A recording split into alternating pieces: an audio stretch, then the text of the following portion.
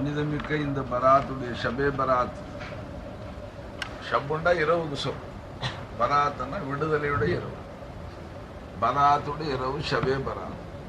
இந்த இரவையில் ஒன்று கூடி அல்லாஹ் இடத்துல அல்லாஹ்வை திக்ர் செய்து அல்லாஹ்வுடைய மன்னிப்பையும் பொருத்தத்தையும் தேட ஒன்று கூடி இருக்குகிறோம்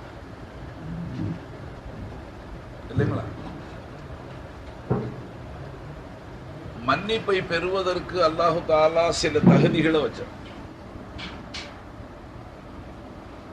மன்னிப்பை பெறுவதற்கு அல்லாஹு தாலா சில தகுதிகளை வச்சார். சில காரியங்களை அல்லாஹ் செய்ய சொல்றோம். ஆனா நம்மளுடைய துரதிர்ஷ்டம்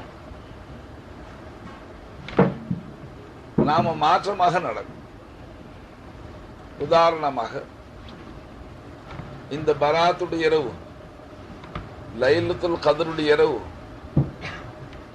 இன்னும் பெருநாளுடைய இரவுகள் போன்ற புனிதமிக்க இரவுகளில் பொது மன்னிப்பு. அல்லாஹ் பொதுவாக எல்லாரையும் மன்னிக்கிறான். அல்லாஹு தாலா கொடூரமானவன் இல்லை, அல்லாஹு தாலா கருணை கடல், அல்லாஹ் தயாளன்.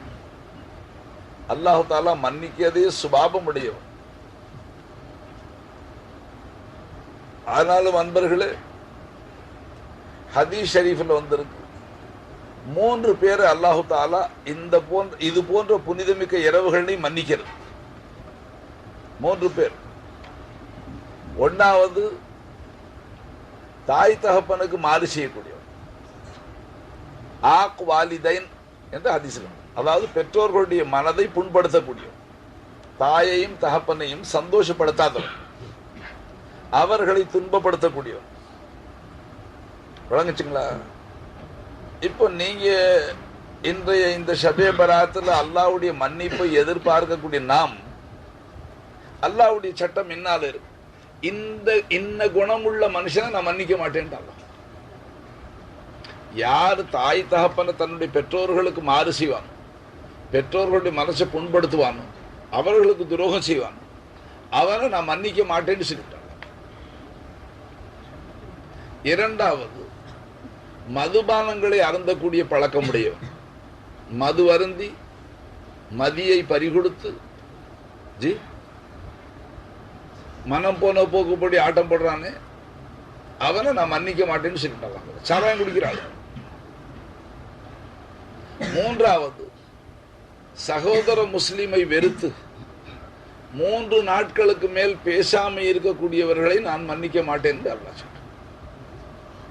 எல்லாரும் அல்லாஹ்வுடைய மன்னிப்பை எதிர்பார்த்து உட்கார்ந்துருக்கிறோம். நானும் எதிர்பார்த்து உட்கார்ந்துருக்கிறேன், தாங்களும் எதிர்பார்த்து.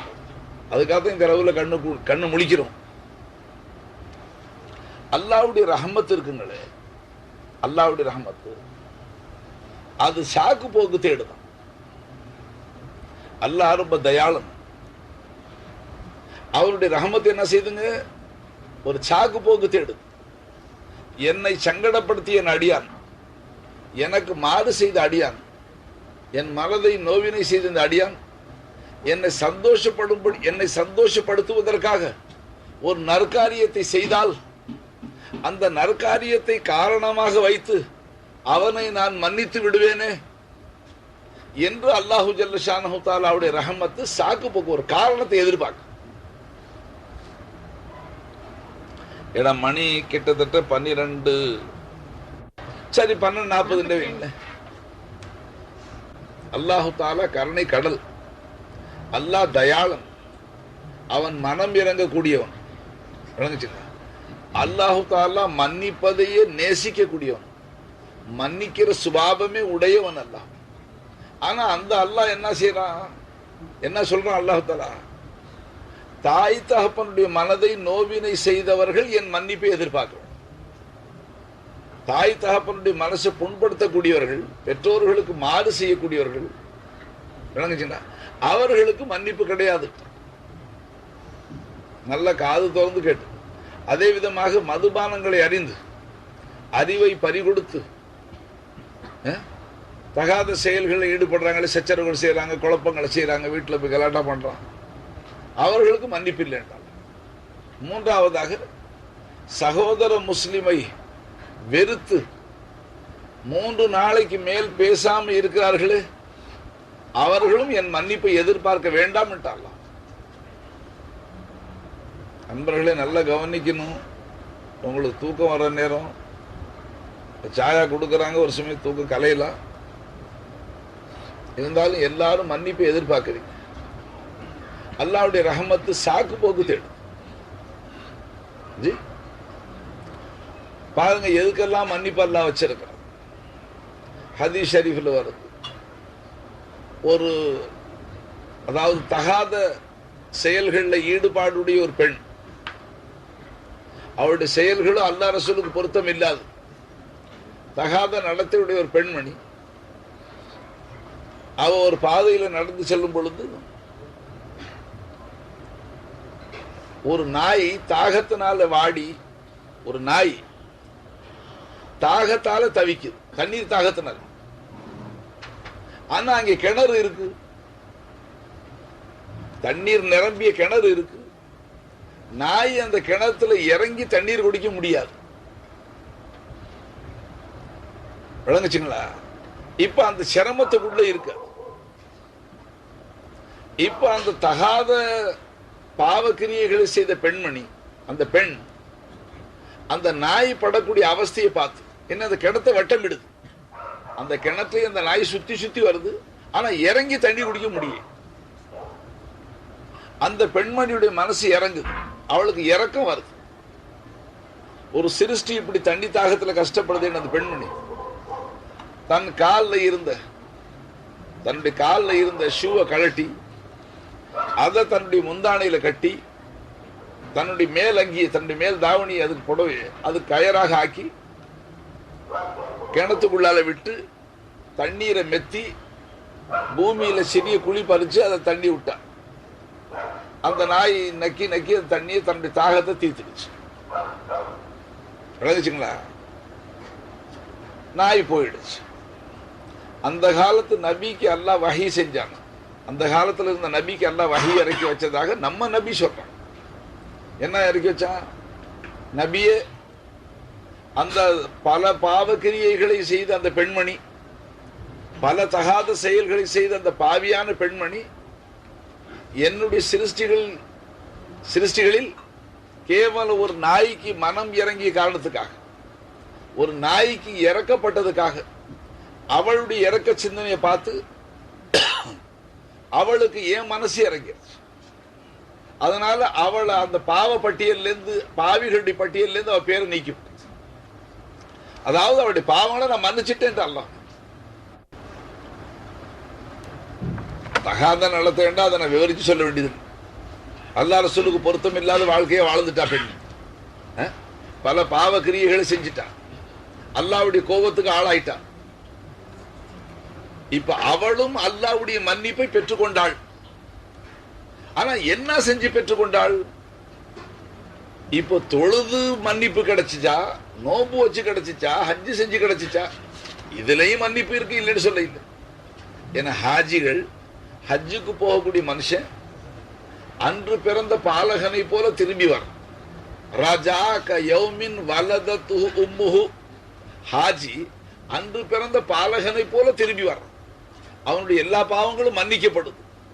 அப்போ ஹஜ்ஜினாலையும் மன்னிப்பு இருக்கு, தொழுகையினாலையும் மன்னிப்பு இருக்கு. ஐங்காலம் தொழுகக்கூடியவர்களுடைய பாவங்கள் எல்லாம் இலை உதிர் காலத்துல, மரங்கள்ல இலைகள் உதிரக்கூடிய காலத்துல எப்படி கொட்டி போகுதோ அந்த விதமாக ஐங்காலம் தொழுகக்கூடியவர்களுடைய பாவங்கள் கொட்டி போகும், மன்னிக்கப்பட்டு போகும். அல்லது பல தடவை மனுஷன் தண்ணீர்ல சுத்தமாக குளித்தால், ஆற்றிலே நீரோடைகளில் குளிச்சால் எப்படி அவன் பேர்ல அழுக்கு இருக்காதோ அந்த விதமாக தொழுகக்கூடியவர்களுடைய பாவ தோஷங்கள் கழிஞ்சு போகும். அப்ப எல்லா நற்கர்மங்கள், வணக்க வழிபாடுகளுக்கும் அல்லாஹ் மன்னிப்பு வச்சிருக்கிறான்.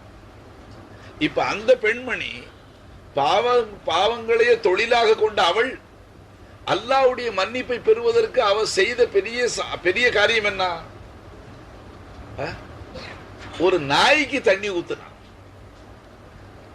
தாகத்தால் வாடி தவித்த ஒரு நாய்க்கு பார்த்து அவன் மனம் இறங்கி அந்த கிணற்றிலிருந்து தண்ணீரை மெத்தி அந்த தரையில கீழே பூமியில ஊத்துனா நாய் நக்கி குடிச்சிட்டு போயிடுச்சு. அவளுடைய அந்த செயலை பார்த்து அல்லாவுக்கு அவன் மேல இறக்கம் வந்துருச்சு.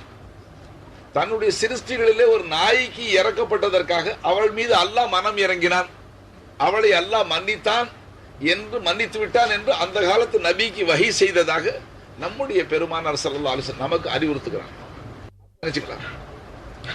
அப்ப நாய்க்கு தண்ணி ஊத்துன அந்த பெண்மணி மன்னிக்கப்பட்டாள் ஒரு பக்கம். அதே நபி தன் வாயால் என்ன சொல்றாங்க, தாய் தகப்பனுக்கு நோவினை செய்யக்கூடியவன் மன்னிக்கப்பட மாட்டான். இந்த ரெண்ட ஒத்து பாருங்கன்னு சொல்றான். பல பாவங்களை செய்த பாவத்தை தொழிலாக கொண்டு, அதாவது தீய பாவங்கள்ல கெட்ட பாசிகா பெரும் பாவங்களை செய்த அந்த பெண் அல்லாஹ்வுடைய சிருஷ்டிகள்ல ஒரு நாய்க்கு மனம் இறங்கியதற்காக நான் மன்னிச்சுட்டேங்கிறான். அதே நேரத்தில் அந்த அல்லாஹ் ஷபே பராத் இல்ல, லைலத்துல் கத்ர் இல்ல, பெருநாளுடைய இரவு இல்லை, எந்த புனிதமான நேரமாயிருந்தாலும் பெற்றோருடைய மனதை புண்படுத்தக்கூடியவனை நான் மன்னிக்க மாட்டேன் என்று அல்லாஹ் தஆலா சொல்றான். இன்றைக்கு எத்தனை பேர் இந்த நல்லுபதேசங்களை கேட்டு தன்னை திருத்திக் கொண்டவர்கள் தான் பழைய போங்கிலேயே இருக்கு. நண்பர்களே, அல்லாஹு தஆலா அல்லாஹ்வுடைய குர்ஆன், அல்லாஹ்வுடைய திருமறை அரை கூவி சொல்லிக் கொண்டே இருக்கு. என்ன சொல்லிக் கொண்டே இருக்கு? ஃபலா தகுல் லஹுமா உஃபின், உன்னுடைய தாயும் தகப்பனும் அவர்கள் உன்னை அவர்களுடைய பராமரிப்பு, அவர்களுடைய கண்டிப்பு, அவர்களுடைய உபதேசம் உனக்கு நோவினை அளித்தாலும், உன் மனசுக்கு அது சங்கடமாக இருந்தாலும் நீ சடைந்து அவர்கள் சங்கடப்பட்டு சீ என்று கூட சொல்லாதேன்ட்டாலாம். தாய் தகப்பன் விஷயத்தில் அல்லாஹு தஆலா சிருஷ்டிகளுக்கு நடிகார்களுக்கு என்ன நல்ல உபதேசம் செய்யறான்? உன் தாய் தகப்பே உன்னை பராமரிக்கிற வகையில, உன்னை கண்டிக்கிற வகையில, உன்னை கோபிக்கிற வகையில, உன்னை தண்டிக்கிற வகையில, உன்னை சீர்திருத்துவதற்காக. உன் மேல அவளுக்கு துரோகம் இல்லை, உன் மேல அவளுக்கு தாய் தகப்பனு பாசம் இருக்கு. ஆனா அவர்களுடைய கண்டிப்பு, அவர்களுடைய தண்டிப்பு சமயத்துல உனக்கு மனசுக்கு சங்கடமா இருக்கு. இருந்தாலும் அதை தாங்கிக் கொள். அரபியில உஃப்னு வந்து ஃபலா தகுல் லஹுமா உஃபின், அதுக்கு தமிழ்ல சீ என்று தான் அர்த்தம். சீ, என்னடா இது சனிய தொல்லையா இருக்கு, ஏன்னா இப்படி தொல்லை கொடுக்குறாங்களே, ஓயாம எப்ப பார்த்தாலும் எதுவுமே சேர்த்து உரிமை இல்லையே என்று சீ என்ற வார்த்தையை கூட நீ சொல்லாதே என்று அல்லாஹு ஜல்ல ஷானஹு தஆலா திருமறை வாயிலாக தன்னுடைய சிருஷ்டிகளுக்கு அல்லாஹ் அறிவுரை பகர்ந்து. யார் விஷயத்துல? தாய் தகப்ப விஷயத்துல. இன்னைக்கு எப்படியெல்லாம் மனுஷன் இருக்கிறான், அல்லாஹ் படைச்சு